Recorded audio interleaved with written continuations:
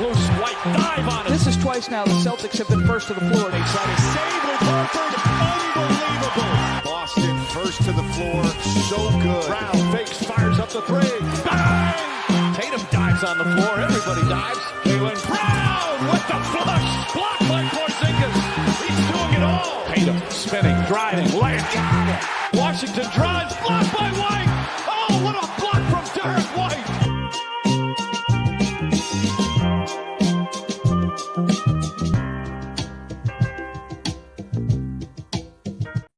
Wayne Spooney here, First to the Floor podcast with my guy, Jake Eisenberg. Jake, how we doing?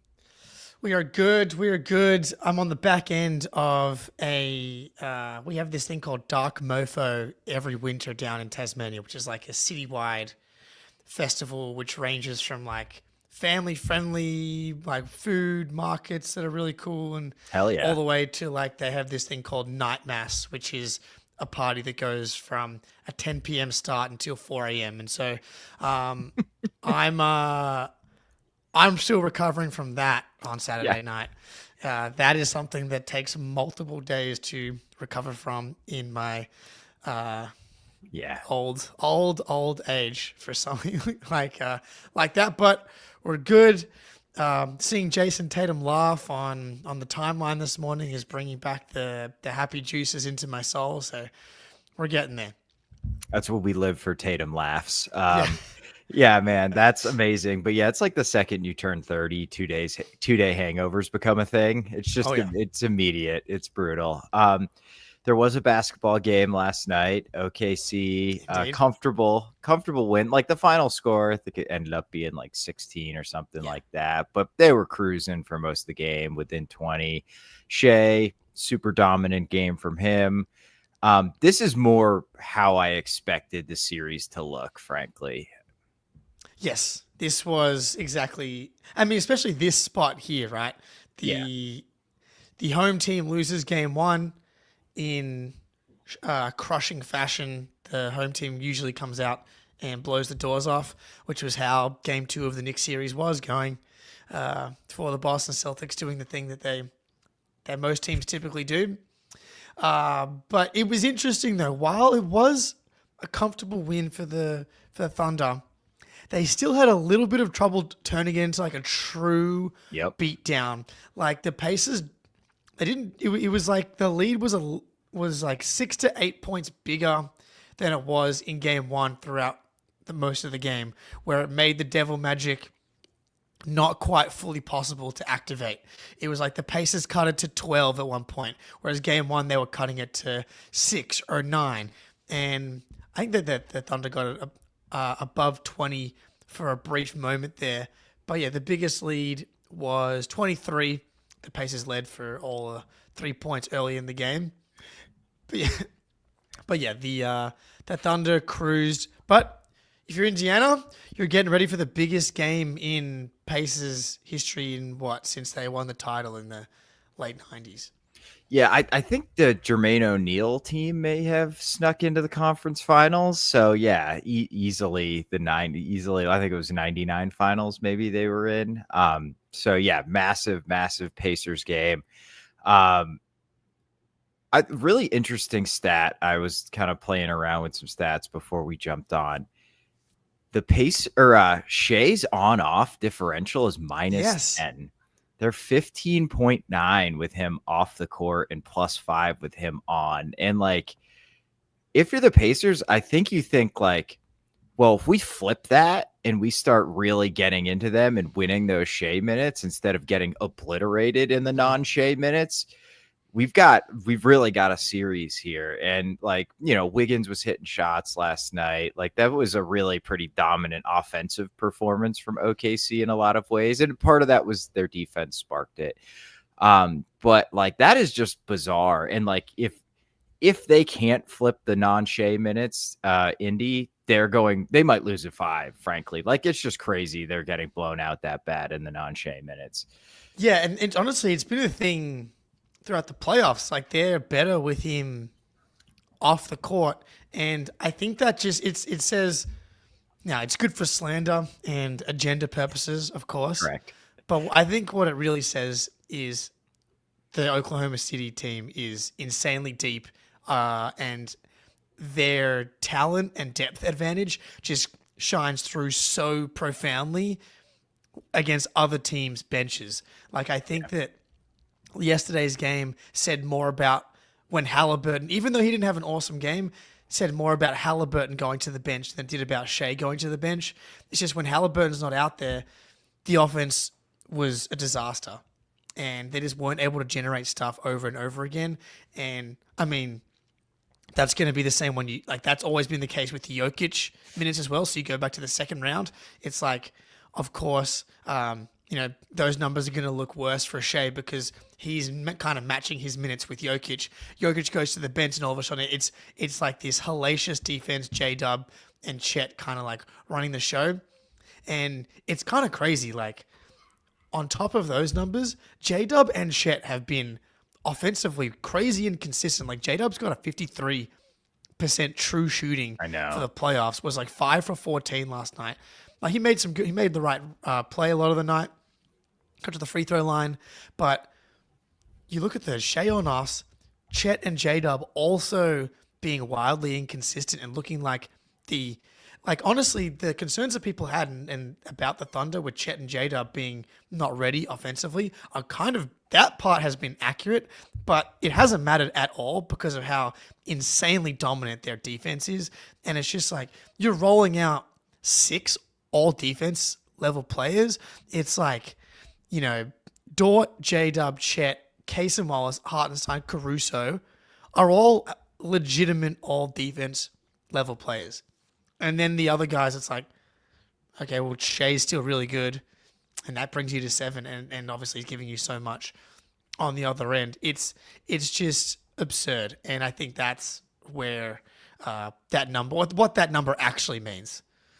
Yeah, no, I totally agree. But for the record, and for agenda purposes, this year in the playoffs, the Celtics were minus 2.5 with Jason Tatum off the court and plus 12 with him on. So he's plus 14 on-off differential. Who's the real MVP? I think we know the answer to that. Yeah, man. And like, even guys like Isaiah Joe, Wiggins, they're not bad defenders. They're not negative defenders. So those are not the dudes that you really are like, oh yeah, here we go, let's target them. And they're crushing the Pacers in the Hartenstein minutes.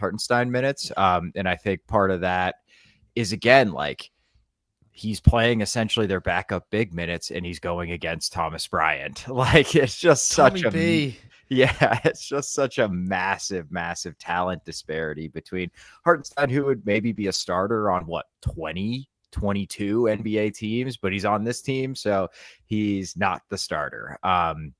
Well, I know they went double bigs a lot, but He's not been starting in this series. So he's essentially their 6th man.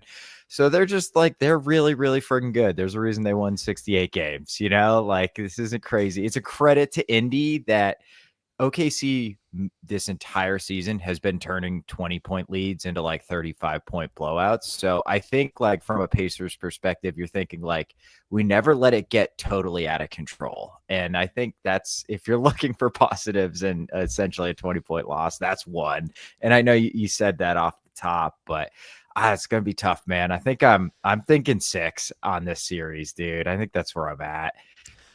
It's insane that you get to bring Hartenstein off the bench. Yeah. That is ridiculous. Like, he was so important for the Knicks last season, and to have the ability, it just reminds me of the Celtics last season, where you can play Porzingis and Horford together. You can split them. There's just so much lineup versatility, and what I'm just hoping is, can the Pacers just get one of the next 2 in Indiana? Because that at least makes for a fun series. Can they get 2 before the Thunder get 3? Because if the Thunder go into Indy and win both games, obviously the series is effectively over. But can the Pacers preferably win Game 3? Because that makes for more drama in Game 4. Even if the Thunder win Game 3 and lose Game 4, you're kind of feeling like those bounce back games for the Thunder, they're always going to win, especially with all the home games. It's like, if they can just be tied going back home they've been so dominant at home, and that's your hope if you're Indy, who have been awesome at home, and the Thunder have been shaky on the road, which could be like the one last team holding up the power of home court is the Oklahoma City Thunder. They've just been ripping teams apart at home. It's like the fact that Indy was actually able to go in there in game one and actually steal one, a la the Denver Nuggets, is wild. But and then you get Aaron Wiggins coming off the bench. He gives you 18, who hasn't been good in the playoffs. But that's like speaks to the depth of the team. It's like he was really good in the regular season. Same with Joe, hasn't really been able to give you anything in the playoffs. AJ Mitchell playing in game one, which I don't think we talked about. That was weird. Really weird. Caruso has been so good, man.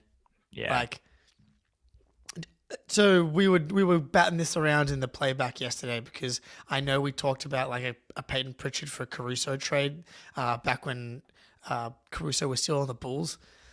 Like, who's the better player for your rotation if you're trying to win the title? Is it Caruso or is it Peyton Pritchard? Because it's interesting because Caruso doesn't actually have the ability, it seems like, to play that many minutes. Like, he's averaging 23 minutes a game, but he also was the primary defender on Nikola Jokic in a game 7. So yeah, and it worked. And they destroyed them. So it kind of feels like that's your answer. So I think if you get this version of Caruso, I do not think it's particularly close. But this has been kind of an anomaly playoff run for Caruso's career. His true shooting percentage in the previous playoffs, 54, obviously it's 2022, 43, 50.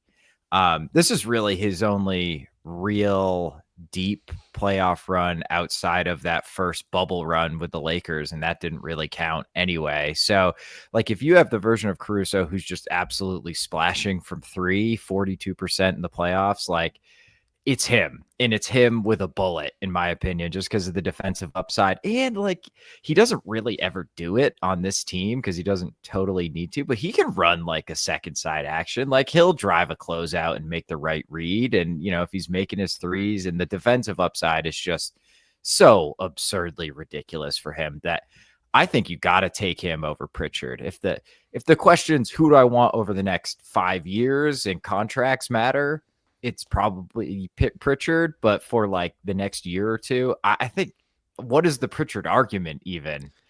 Well, I think the argument is maybe less risk, and he's a more explosive. I think he's a more explosive offensive player. Obviously, totally. Like, I don't think Alex Caruso has the ability to give him. He gave you 20 last night, and like you're right. Like, what he's been doing in these playoffs has been an outlier relative to what he's been able to do offensively.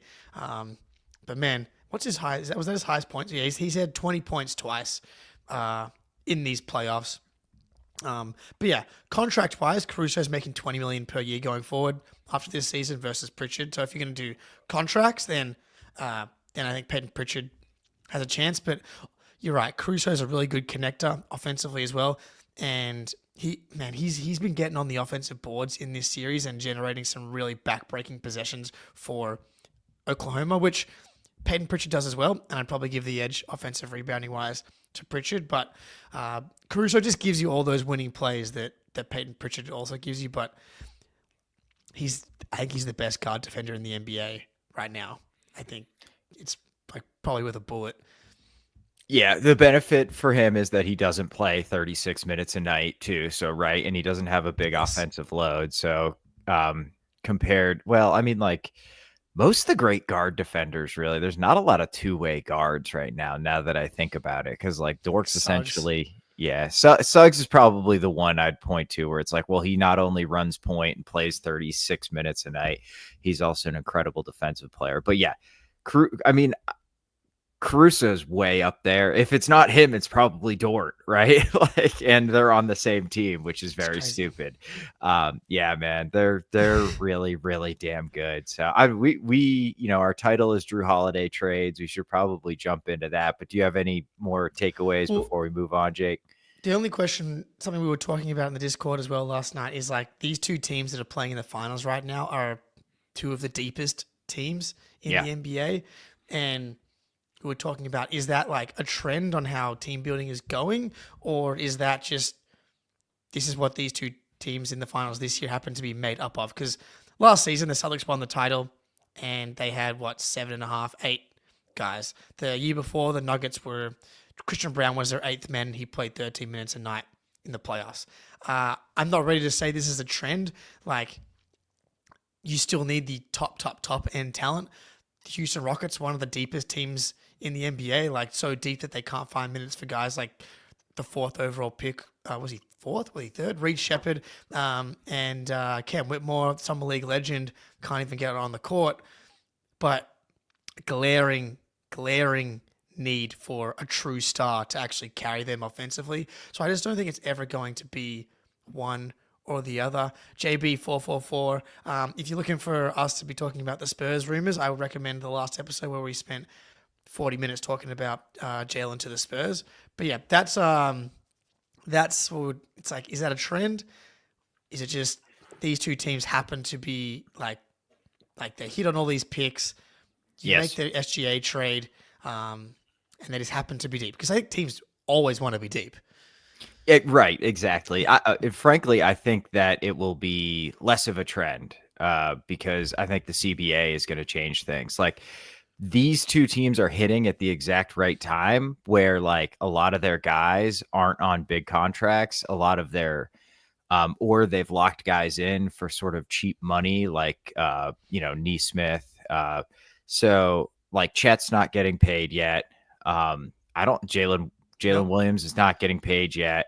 And like, there's your two right there. The second you have to pay both of those guys, you essentially have to sacrifice all of your depth. So I really think it's less that it's going to be a trend and more just like they're hitting at the right time. It's almost like in the NFL where like the prevailing thing is like build around if you have a blue chip rookie quarterback on a rookie deal, that's when you strike. That's when you trade draft picks. That's when you sign guys in free agency for extra money, because once that rookie quarterback who is good and great gets their second contract, you really can't. It eats up so much of your cap space. So I think that's really more what these teams are about. And that's really especially on the OKC side, I think, because Hallie's gotten paid, but he's not on a super max, right? He's just on the rookie max extension, which isn't nearly as damaging to your cap. So I actually think they're occupying I think they're going to be like unicorns going forward. And I think most teams will be less deep as talent kind of circulates throughout the league because of the CBA's penalties and teams unable to keep,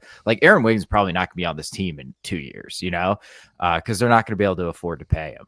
Well, they get, that's the thing. He's on a ridiculous contract. Yeah. So Dort, maybe whatever. Wiggins is on like a Pritchard minimum, deal. I think. He's on a Pritchard deal, basically, and it descends over the next 4 years. But yeah, and Shea's on the rookie max extension too. Or he's not on the super max yet. So they're frustratingly in like a really, really good place to allow like Chet and J-Dub to grow into their roles. The CBA will get them eventually, but not in the immediate future. Right. So they're in trouble when Jalen Williams and Chet come up, because they're probably both going to get max rookie extensions. And then in that case, it just really depends how much tax OKC is willing to spend. I shouldn't say this team is going to get broken up, because their ownership could just say, we could win 4 out of the next 6 titles, and that's what I want to do. So I will pay as much luxury tax as it takes in order to keep this team together. So, but if they don't do that, they're going to have to start selling off pieces for draft picks. I don't know, how many do you need? I'm not sure, but I just think what the Celtics are about to go through, and this is the perfect, I think, way to transition talking about Jrue Holiday, is going to happen to a lot of teams where you're looking to trade guys like Jrue Holiday for salary relief, which brings us to Jrue Holiday trades. It's out there. Go ahead. Right after this ad read, we're going to talk about Jrue Holiday. Yeah, all right. I was going to hit it at 30 since we've only got one, but let's do it now. But it's sneaky tease. You want those Jrue Holiday trades? You got to love it. Love it. Got to watch the Prize Picks ad read. Let's go. Prize Picks time. NBA Finals. Indiana Pacers tied 1-1. If you've been listening to me recently, you've probably been hitting on your Prize Picks thing, because I've basically just been going for what would be worse for the Celtics, and things have not been going great for the Celtics basically for since the second round. So going with more on Shea points has been money in the bank against the Pacers so far, because that's kind of the way they play defense. Is the stars against them typically rack up a lot of points and assists. So Shea more on assists and points yesterday, both hit. So I'd be continuing to ride that one. Download the app today and use code CLNS to get $50 instantly after you play your first $5 lineup. Download the app today and use code CLNS to get $50 instantly after you play your first $5 lineup. Prize Picks, run your game. All right. It's Jrue Holiday trade time, which we've been teasing it for like 3 episodes now. Yeah. The beginning of this is always like, I really don't want to trade away Jrue Holiday, really. Like, Baylor Scheinman, shout out the Garden Report, was on their show the other day, and Baylor was like, I think I'd be the most sad if Jrue Holiday wasn't here last year. He's a great guy, really funny. And I'm like, yeah, I too would be quite sad to see Jrue Holiday leave, especially if it is just like a very obvious, like, we just made a trade to make ourselves worse on purpose, basically. Yep. Doesn't have to happen that way. And we're seeing reports today from a variety of places. The Celtics are trying to get a first-round pick in the deal back. I think they're just trying to get a good deal. I don't think they're like going into this thing, we have to get a first-round pick or whatever. But Spoonie, where do you want us to go with this Jrue Holiday stuff right now?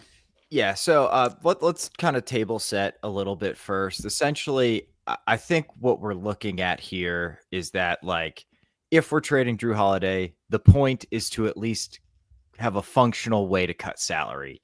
Whether maybe that's not this season, maybe it's trading for a guy who has an expiring contract next year and you play the year out with him and then he expires when Porzingis does. But that's kind of objective number one. And then objective number two is exactly like you said, maximize as much value as you can. I think it's tough with Jrue because he got a big contract. He's over $30 million a year for the next 3 years. And he's 35 years old, 36 years old. So 35, yeah.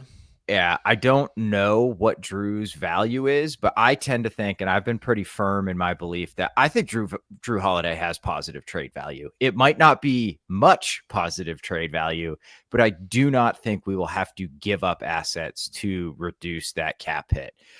So we've got 3 categories of trades here, and I think maybe we just work through each one individually, Jake. It is some trades that are the best versions of the best possible return we could hope for Jrue.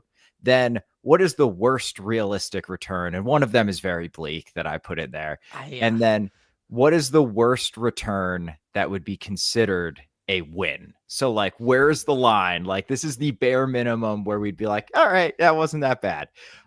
So what, do you want to start with the fun one or why don't we get let's do the fun one. Okay.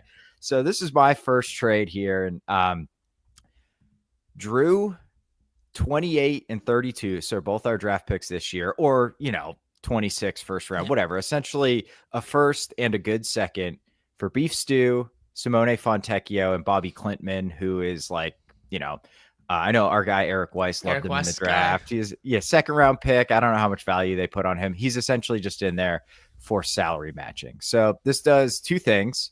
Cut $7 million off immediately from our cap sheet. Huge.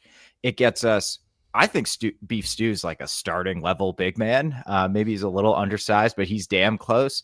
And it gets you a bench wing. And at like wing depth, guard depth, like I know you're the Fontecchio guy, Jake. Yeah. So I think like the 2 picks are a lot.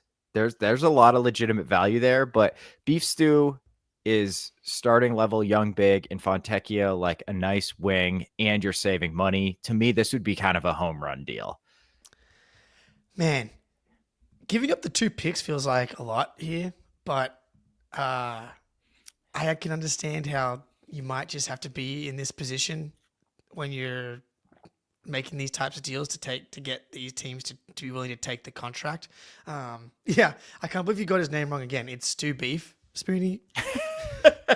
I did it right. Please don't confuse me, man, because I almost said Stew Beef multiple times, and I'm like, no, it's Beef Stew. Fuck. I could see in your eyes when I said you got it wrong. You're like, wait, is it actually Stew Beef? No. I think when you're thinking about Jrue Holiday trades, It's can you get something back that when Jason Tatum is back, you can be like, that's a piece that will be helping us win games next season, at the end of next season, or the season after. And a guy that's a bit younger, Beef Stew, we've been talking about the Al Horford replacement for a millennia now, it feels like. And is he an Al Horford replacement? No, they don't exist. The point is, you need a big man of the future somehow, some way. And Beef Stew definitely ticks that box better than anybody else I think you have on the roster. And you might not ever find, it's going to be hard to find like that one true, a Zubats or whatever it's going to be. Mm-hmm. But can you develop and build a big man rotation that's 2 or 3 guys deep that can do a variety of different things? It can maybe play together. And Beef Stew has showed some shooting chops. I'm not really a huge believer in his shooting long term, but really good rim protector, tough. I'd like him to fight like 49% less, I would say, when he comes to the Celtics. I think I like the fire, but every game feels like a little much to me. But and then obviously the headliner is Italian Stallion Simone Fontecchio coming in here, which, shooting with size, bring him in, and you get another flyer with bringing in Bobby Klintman.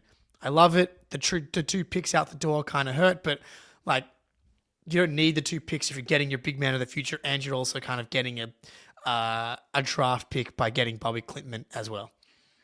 Yeah, right. Like he's a complete flyer. And nice thing about Beef Stew, he is locked up for next year at $15 million, the year after that, and the year after that. So he's got 3 more years of team control at $15 million, which is like nothing in this new cap. And then like Fontecchio, he's only got 1 year left. I think he's on $8 million. You could probably get him back for about that number, I think. And so you're essentially just turning Jrue Holiday's 32, 34, 36 as it increases into locked up to a starter level and a bench level guy at like $22-ish million, which I think is huge savings on the tax table, because we're talking like $50 million, $60 million worth of savings. And I still think a team minus Jrue Holiday with those 2 guys, and if nothing else changes, is in the title hunt for sure. So that's one of my best outcomes. What do you got for us, Jake? Love it. All right. Now this one, similar to Fontecchio for me, to your heart, Wayne Spooney. Indeed. The Orlando Magic send the Boston Celtics Wendell Carter Jr. The Nets acquire Kentavious Caldwell-Pope and also receive the Celtics 28th overall pick to take on the KCP contract. And the Magic acquire Jrue Holiday without having to take on, any additional salary here. They have Goga Patatse, they have Mo Wagner, they have, a lot of size. And they desperately need a guard that can shoot the ball and play offense. Like, I'm a broader believer that the Magic offense is screwed unless Franz and Paolo both learn how to shoot the basketball and become better from that perspective. I don't care how good the shooting is around you. If those 2 guys don't figure that out, there's a very, very, very hard ceiling on how good that offense can be. But man, the guard play for Orlando has been a disaster. Even when Suggs is there, he's good, but he is not a shooter. I know Jrue Holiday had a down season shooting the ball, but 37% in the playoffs, still 35%, and really ticked up as the end of the season came around from a shooting perspective. Obviously went completely nuts from 3 last season. Just a good shooter, a guy that can handle the ball and wouldn't be overtasked in the Magic ecosystem as well, because you don't want to have him come in and be the number 2 option even. So he'd be the clear number 3 or tied number 3 with Suggs. I think that would work. The Nets get the pick to take on KCP, and the Celtics get a big man of the future. I'm not sure if you want to think of him as the big man of the future, but again, he'll be part of like your big man rotation. Yeah, I think Wendell Carter Jr. can be like a fringe starter. Like he's probably like the 30th best center in the NBA or 25th best center in the NBA. Still got room to grow. He's had throughout his career shown some shooting chops. I think he's a much better ball mover and reader of the game offensively than he gets to show in this Orlando team, just because the spacing is so dog shit. And Paulo and Franz are so ball dominant. So I love Wendell Carter. Like I think he's really good. I just do. I don't know why. He's just one of those guys for me. Like I think he's really versatile offensively. Like he can rebound it a little bit. He's a solid rim protector. He's switchable. He just is one of those guys that has very few weaknesses to me. And those are the exact type of guys I think that thrive next to Jason Tatum. So it's massive cap savings this season too. But over the next, his Wendell's contract does jump up to 18 and then 19 million. That's still like half of what Jrue Holiday is making. So it's still a ton of cap savings. And you're locking in a young piece. He's 26 on a deal, team control, I think out until 2029. So I love Wendell Carter Jr. I wonder if Brooklyn's like, I'm going to need more than a first. Like you need to maybe 2 firsts to take on $20 million or first and like that 32 out of 20 million is a lot, man. That's a lot of money for very little upside for them. It's fair. And he has multiple years left, if I'm not mistaken.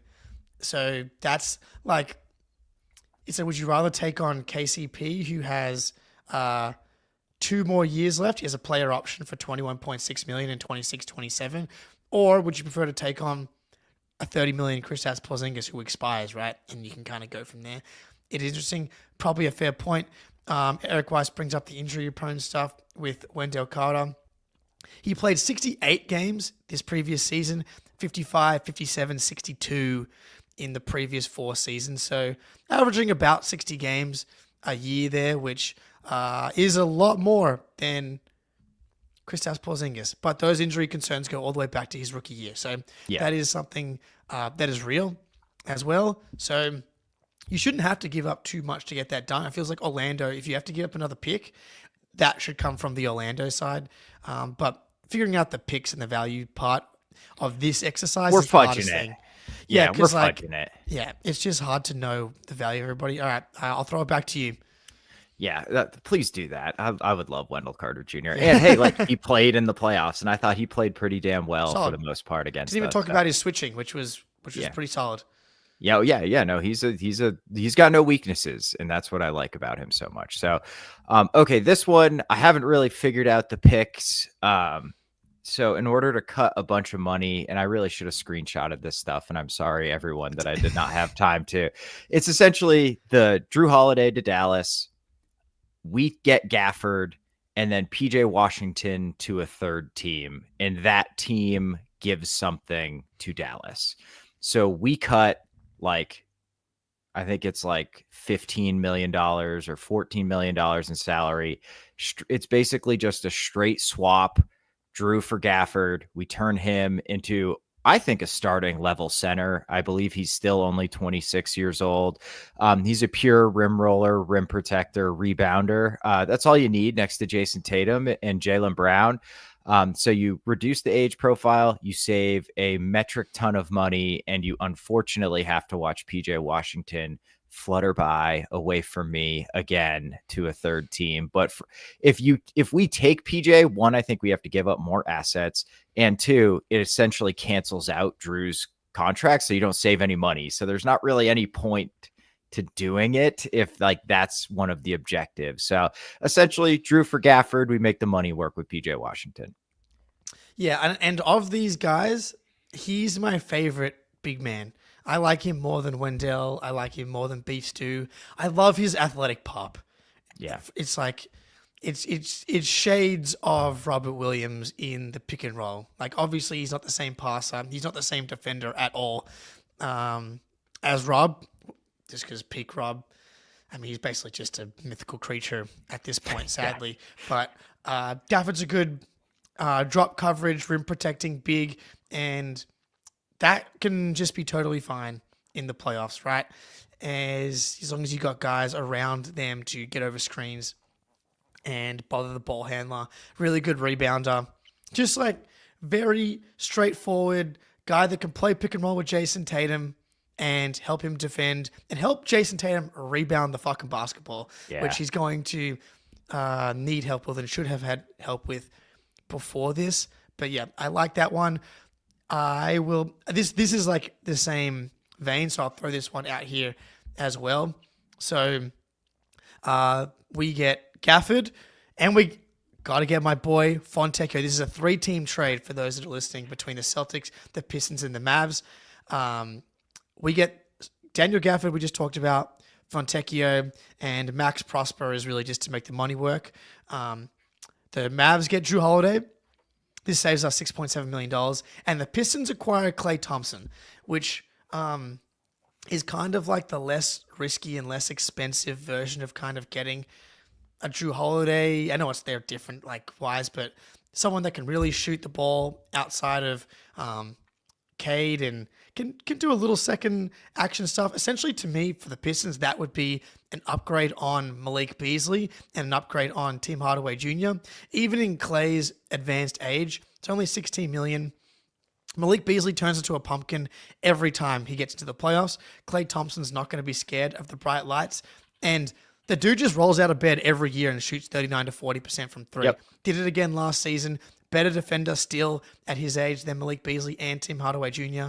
Would be a good veteran presence, a guy that actually has playoff experience for this Pistons team that's trying to make a push into that next echelon of the Eastern Conference. I think this kind of makes sense for all three teams, which is cool. Yeah, man. I think you sold the Pistons side of it very well. They're the one team where I think they could be like, well, why are we turning? Like Fontecchio has some serious limitations. He's a good shooter, but like Clay's ability to set his feet, rise and fire, like he still has that. I know that, he's not the same defensive player, but the shooting is still there. Fontecchio is more of like a standstill, like catch and shoot guy. Clay will still rip it off the bounce behind a pick and roll occasionally. And Clay has that like innate ability to just go absolutely supernova for like a half. And I just like Fontecchio is just not that type of shooter. He's not that type of guy.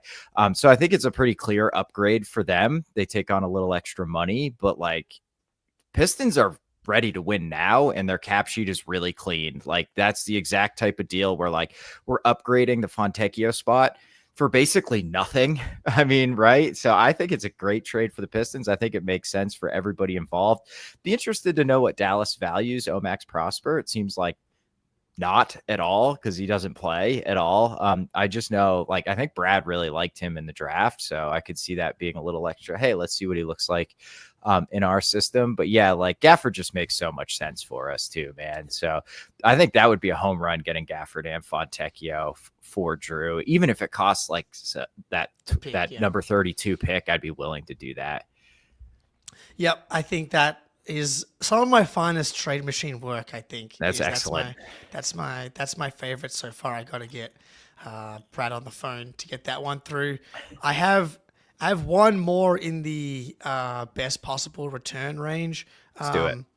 I actually didn't pull the screenshot here, but you can do a Jrue for Keegan Murray type trade, and this is be like you trade for Keegan Murray, you save a bunch of Murray, save a bunch of Murray, save a bunch of money, baby.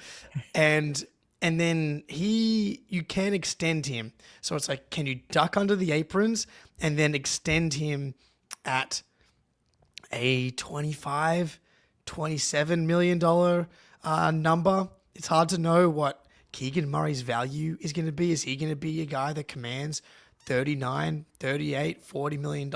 I don't think so, but big wing that can shoot it and be solid defensively obviously has a lot of value, but I think you could get him at a smaller option. And like, if you were able to keep him long term, like the kind of perimeter trio of Jalen, Jason, and Keegan, it can help Tatum slide down, help some of the rebounding stuff, give you some more size in the front court without him having to do everything.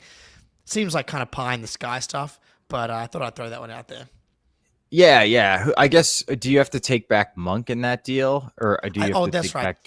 I think Monk actually goes to Orlando in that. Okay, that makes sense. I think that's from the Discord. Apologies for not remembering who sent that. Yeah, but it would have to be Monk going to a third team, and then we would save a metric ton of money. Yeah. And I'm a Keegan Murray guy. I really like Keegan Murray. I think he's in that black hole out in Sacramento where he's just kind of forgotten despite being the number 4 overall pick, 2-3 years ago. His shooting completely left him this season, but his first 2 seasons, he shot the ball well. He is a big wing that can put it on the floor a little bit. I don't think he's a good defensive player, but I think he's solid.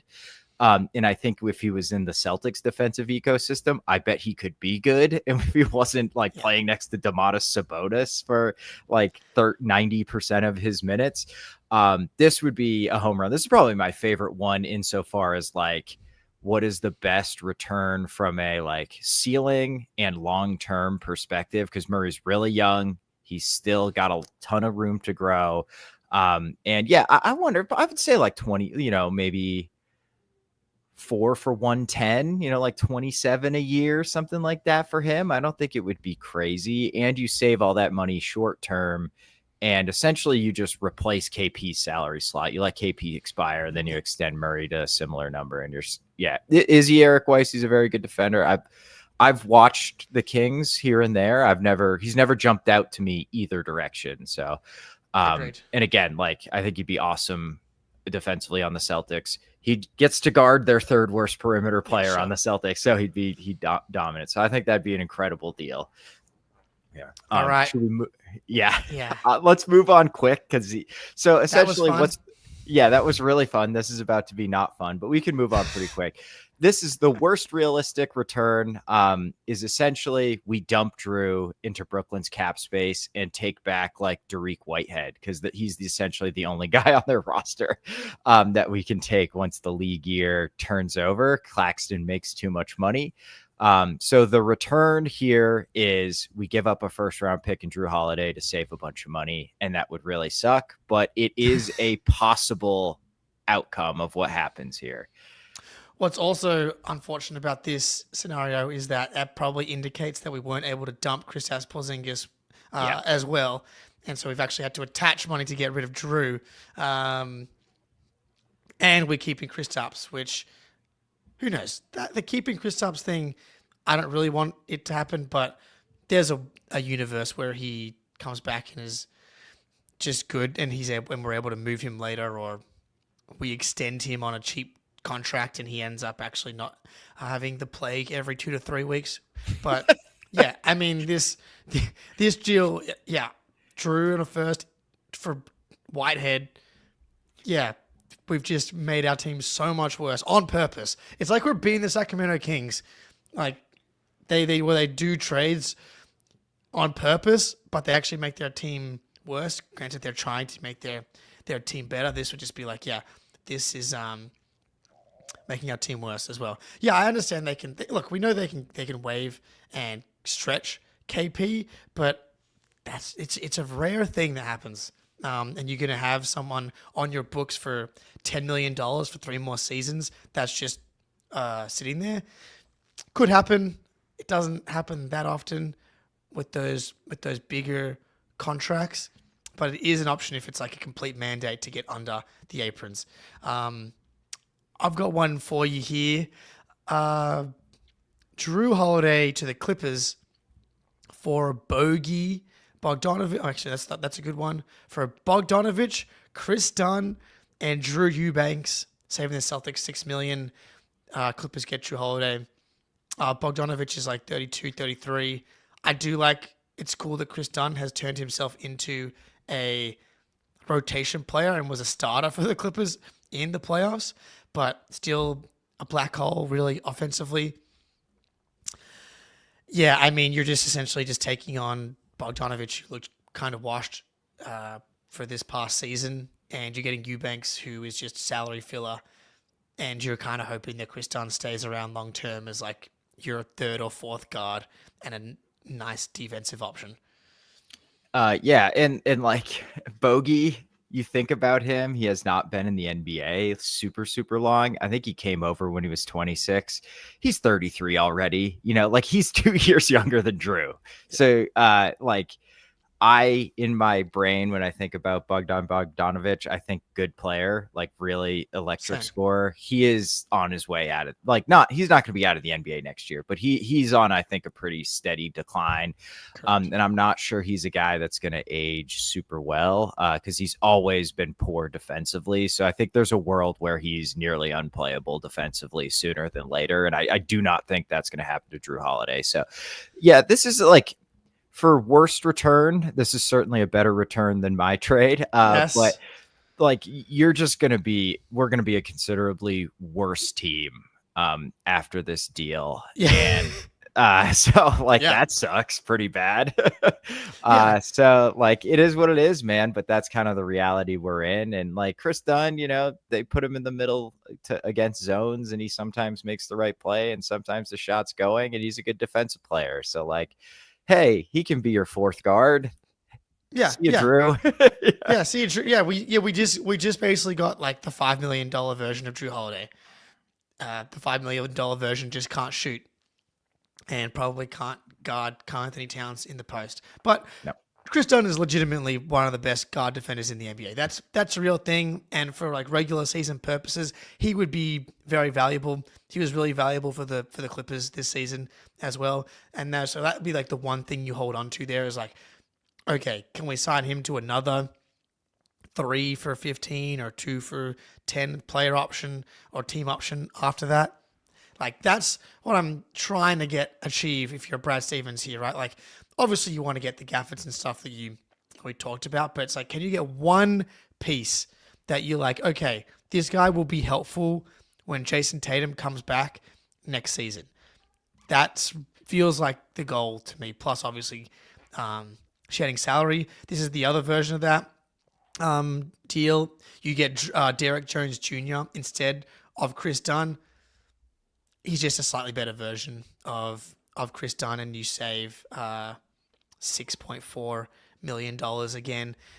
Derek Jones Jr. has been a key piece on a finals team 2 years ago against the Celtics and was a really valuable piece for the Clippers here as well. I like him more than Chris Dunn. I like the size, the versatility. I like the fact that he can like kind of give you vertical spacing, kind of cutting and stuff like that. I've just always really liked him, and the shooting's come around a little bit. Again, more of an 82 game player than a guy you're going to feel really good about playing 20 plus minutes in the playoffs. But I just like, if you can get him instead of Chris Dunn, I would like that deal more. Yeah, I would too. And plus, you don't have to deal with getting Eubanks too and whatever the hell you do with him. Yeah, I would prefer that one. I think Derek Jones Jr. is like, he's a nice wing off the bench, and he gives you a different look from Sam Hauser too, which I think it can be valuable. Okay, that was the pure depression section. I think it's probably time to move on from there.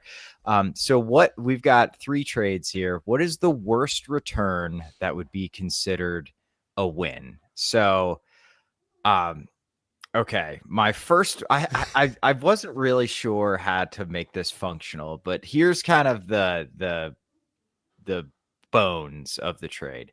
Jrue Holiday for Harrison Barnes and Jeremy Sochan. Do you think that alone is a win? So can I sell you a little bit? No, Okay. No, I don't really. Okay. Go ahead though. Okay, so, here's the thing. Like, I think Barnes is still a playable bench wing, right? Agreed. He expires next year, so he's on 19 million. So you could probably re-sign him for like 7-8 million a year. So you can lock in a solid bench wing who's really cheap. I am not a Sochan guy. I suspect there are people who are Sochan people. I mean, his defense is obviously a plus defender. I just think he's totally unplayable offensively.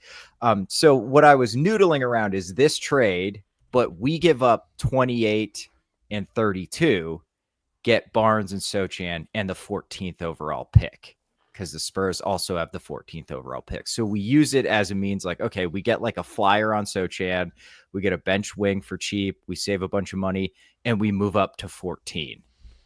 Yeah, that's a win. Okay, I think. And Barely. I've always kind of liked Harrison Barnes. He is 33 now. But yeah, if you're able to get him on that sub $10 million deal range as a guy that can be your 7th, 8th man in a couple of years, that would be solid. I don't know. Is it Sohan, Sochan, Sohan? I should know this. It's all three. I Googled it and it didn't give me a good answer, honestly.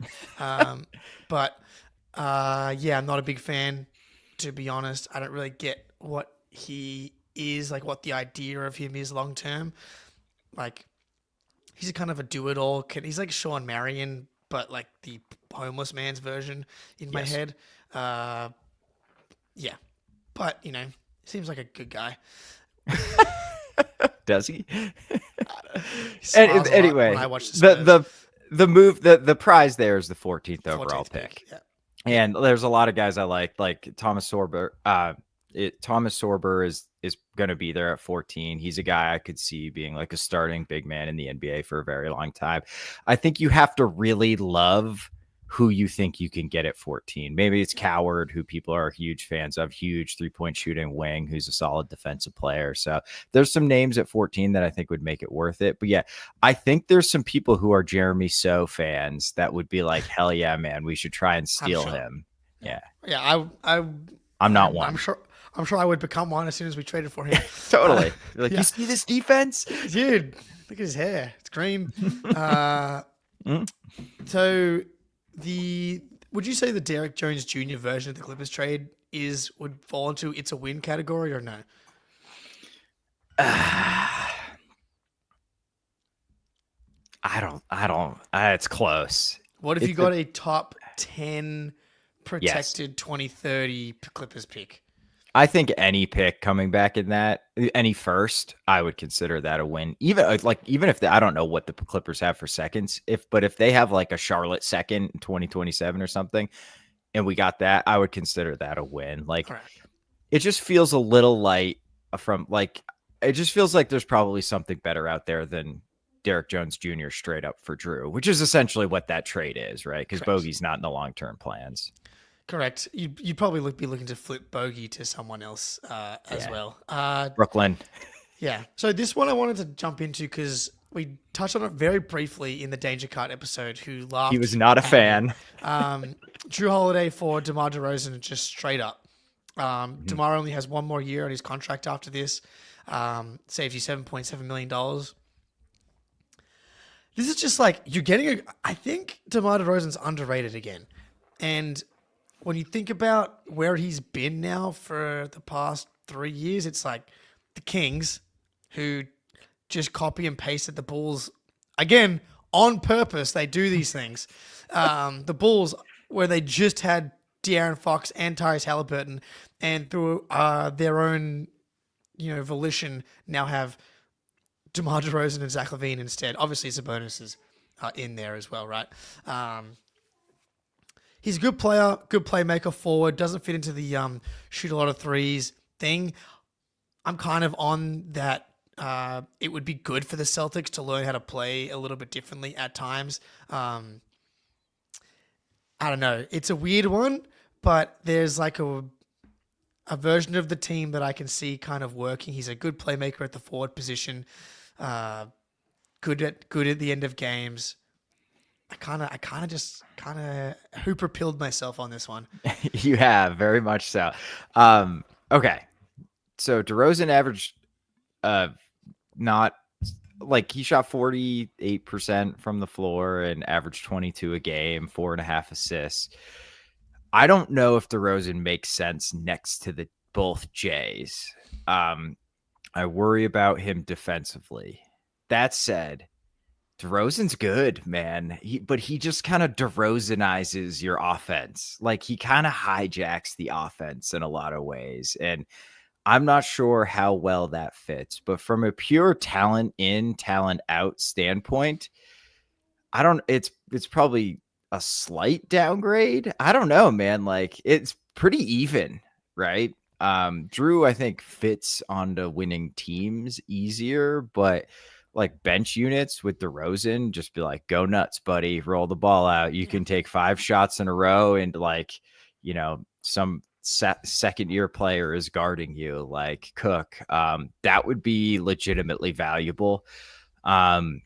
So I think this is a win. I think it would be considered a win. And I think his contract's even a year shorter than Jrue's too. So like Correct. you can get out of it easier. And you're saving short-term money as well. So I think this is a win. I think this is a really good one for the worst return that be considered a win. Yeah, and Eric Weiss in the chat here, like acquiring a player that is good, that only has 1 year left, means you can then, now you're under the second apron, you have a DeMar DeRozan $24 million that you can pair with another contract, and you get yourself into the $30-40 million range, plus your future picks. Bang, you're acquiring another star or whatever it is to help chase a title the following season once Tatum is back to himself. That's an underrated part of some of these deals. Like, Yeah. it doesn't help my stealth tank idea by bringing in DeRozan. You're kind of guaranteeing yourself probably being in the play-in, but maybe this is a good transition before we get out of here. Maybe guaranteeing yourself being in the play-in means that when Jason Tatum comes back late in the season, you're ready to be the team that no one wants to see. And I've got the clip here that Torrey Craig posted on his Instagram story today. Jason Tatum in the facility. We got it here on the YouTube. See if I make sure everybody can hear it. Torrey Craig coming in. My boy, day 25, gang. There we go. How exciting. Jason Tatum in the facility. He's back. Laughing, smiling. It honestly just filled me with a bit of joy to see Tatum in the facility. He posted on Twitter yesterday, day 25. The days are getting easier. Just to see him embracing the process of the rehab, and because I imagine it just would have been so devastating for him for the first couple of weeks, but to get into the rhythm of the rehab, to probably start to see some progress of the rehab and be like, obviously he's drinking his own Kool-Aid of like, I got the surgery the next day, I'm watching Kevin Durant 2021 highlights.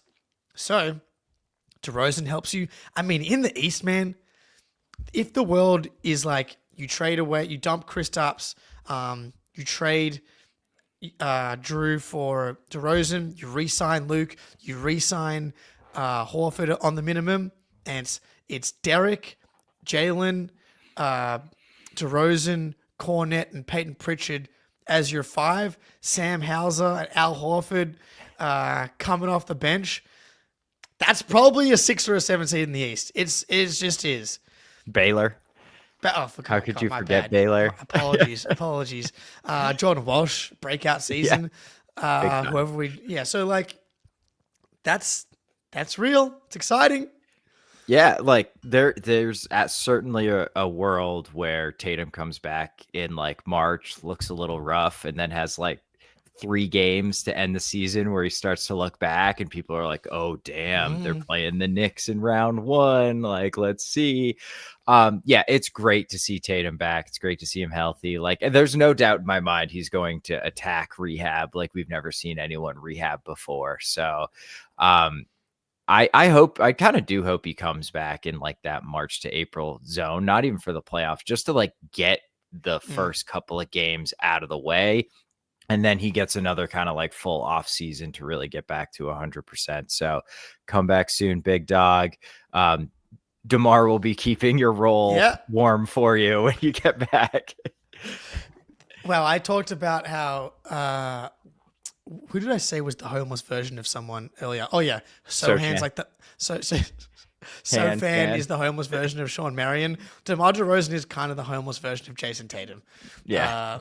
He's a forward that can play on the ball, play make for you, and defensively cannot guard more than one position probably, but hence why it's the homeless version of Jason Tatum. But Spoonie, that should probably do it for us. I had a few other little things in here, but I think we'll save that for a Patreon episode. There's some rumblings of Joe Mazzulla was in Istanbul watching some EuroLeague.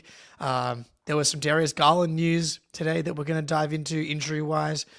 Yeah, there's some more scuttlebutt stuff, broader stuff that me and Ben will get into Australian time tomorrow night, I think.